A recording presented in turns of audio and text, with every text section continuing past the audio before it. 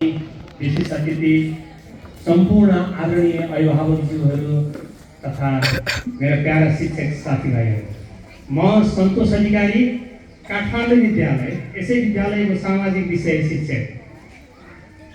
आज बिहानीको अमृत समय फेरि एकपटक समय, कहिले तपाईहरू सँगसँगै, कहिले तपाईहरूका छोराछोरीसँग सँगै।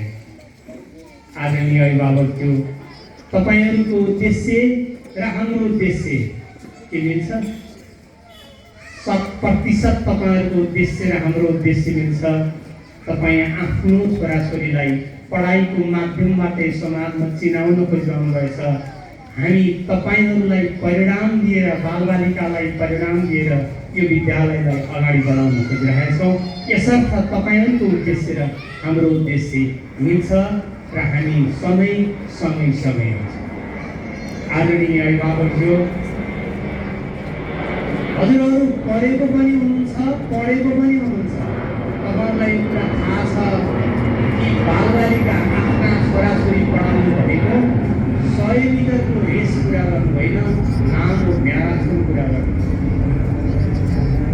आज कसिएर पढाउँदैमा 1 महिनामा आफ्ना बालबच्चाको पढाइ पुरा हुन्छ भन्ने तपाईँहरूलाई लागेकै छैन। यो लामो म्याराथन हो, लामो समयसम्म खट्नुपर्छ। लामो समयसम्म खटिसकेपछि मात्र तपाईँको बच्चाले परिणाम पढाइबाट देखिएर यो समाजमा देखिने हुन्छ। यसर्थ तपाईँहरूलाई त्यो परिणाम दिलाउने बाटोमा हाम्रो काठमाडौँ विद्यालय तपाईँहरूको साथमा छ, तपाईँहरूसँग सहकार्य गरेर अगाडि बढ्न चाहन्छ। यसर्थ आज बिहानीको समय, यो अमृत समय, हामी यो प्राङ्गणमा भेला भइरहेका छौँ। अभिभावकज्यू, हिमालयमा सगरमाथा एउटा मात्रै छ, तर हाम्रो जीवनमा सगरमाथा फरक छ। म छोरी पढाउँछु, नर्स बनाउँछु। म छोरो पढाउँछु, कम्प्युटर इन्जिनियर बनाउँछु।